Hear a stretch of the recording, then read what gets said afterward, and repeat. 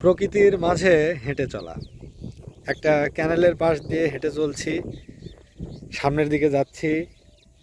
যেরকম জালের মতো এঁকে বেঁকে গিয়েছে এই ক্যানেল বা খালটি, আমরাও ঠিক এর পাড় ধরে সামনের দিকে অগ্রসর হচ্ছি। দেখি কত দূর পর্যন্ত যাওয়া যায়, কত দূর পর্যন্ত এর সাথে পথ চলা যায়। এবং পাখি দেখছেন উঠছে। এক পশলা বৃষ্টি হয়ে গেল। বৃষ্টি হয়ে যাওয়ার পরে প্রকৃতি যেন আরও রূপসী হয়ে উঠল। এবং দেখুন কত সুন্দর, কত সুন্দর দৃশ্য এই পাশটাতে, এত সুন্দর প্রকৃতি। এবং এই যে সূর্য ওখানে রয়েছে, মেঘের কারণে উঁকি দিতে পারছে না। এবং পানিতে যে বাতাস লাগার যে দৃশ্যটা, পানির উপরে যে একটা কেমন একটা স্তরের মতো, ঢেউয়ের মতো, বাতাসের জন্য হয় এটা। অতি সুন্দর একটি দৃশ্য।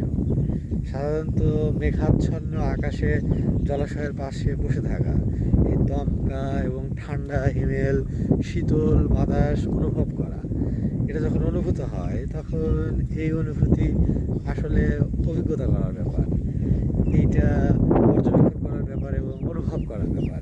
এটি আসলে যদি অনুভব না করা যায় তাহলে। এবং ওই পাশের গাছগুলো দেখুন, পাখি কিন্তু অনবরত কিচকিচ করছে।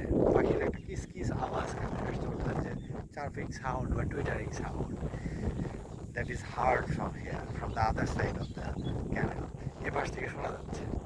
এবং অনবরত উড়ে চলছে পাখি। এবং ওই যে হাঁসগুলো বিশ্রাম নিচ্ছে, ওরাও বেশ বিপদে পড়ে গেছে।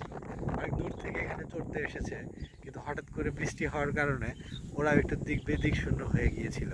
এবং বোধহয় আশেপাশেই কোথাও বিশ্রাম নিচ্ছিল বা বৃষ্টির ভিতরেই ছিল। ওরা কেমন ছিল আমি জানি না, তবে আমরা যারা মানুষ বা প্রাণী, হ্যাঁ, আমরা আশ্রয় নিয়েছিলাম একটি বাড়িতে।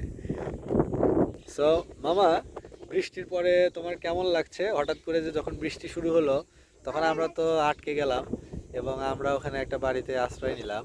ওখানে কিছুক্ষণ থাকলাম, বৃষ্টি বৃষ্টি আমরা উপভোগ করলাম ওখানে বসে, বাড়ির ভিতরে বসে। তারপর বৃষ্টি শেষ হলো, আমরা আবারও সেই ক্যানেলের পাড় দিয়ে হাঁটছি। তো মামা, এখানে তোমার কেমন লাগছে? ভালোই লাগছে।